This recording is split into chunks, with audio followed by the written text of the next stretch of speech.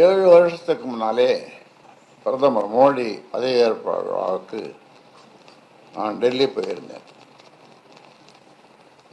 கௌரவ தலைவர் கே மணி, அன்புமணி, நாங்கள் 3 பேரும் அந்த விழாவுக்கு சென்றோம்.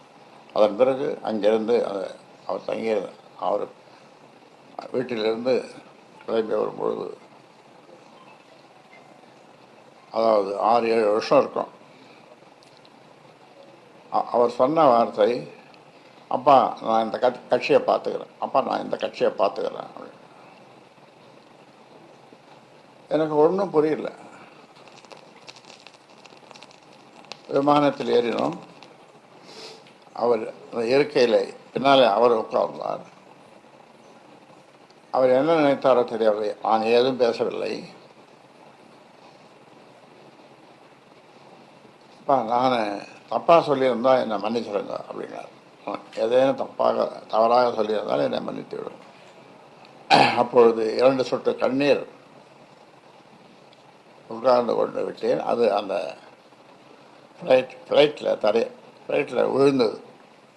அப்புறம் அங்கிருந்து மீனம் பார்க்க வந்தோம். அங்கிருந்து வண்டியை எடுத்துக்கொண்டு எதுவும் பேசாமல் தயலாபுரம் வந்தேன். இது நடந்தது 6-7 வருஷம் இருக்கும். இப்போ இல்லை, அப்போது பதவி ஏற்பு நடந்தது நம்முடைய பிரதமருக்கு. ஆக அப்போவே அவருக்கு அந்த மாதிரி ஒரு எண்ணம் இருந்திருக்கிறது.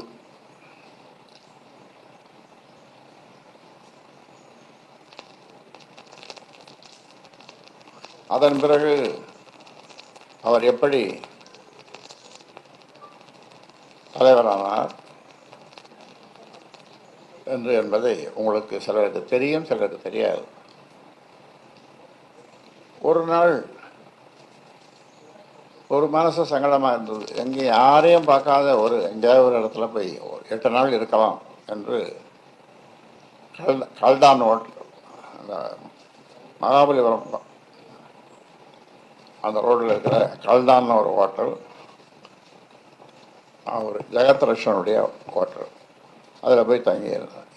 இதை எப்படியோ தெரிந்து கொண்ட சௌமியா அங்கே வந்தது. ஆமா என்றது, ஏமா என்று. இன்றைக்கு புதன்கிழமை, அடுத்த புதன்கிழமை நாள் நல்லா இருக்கிறது.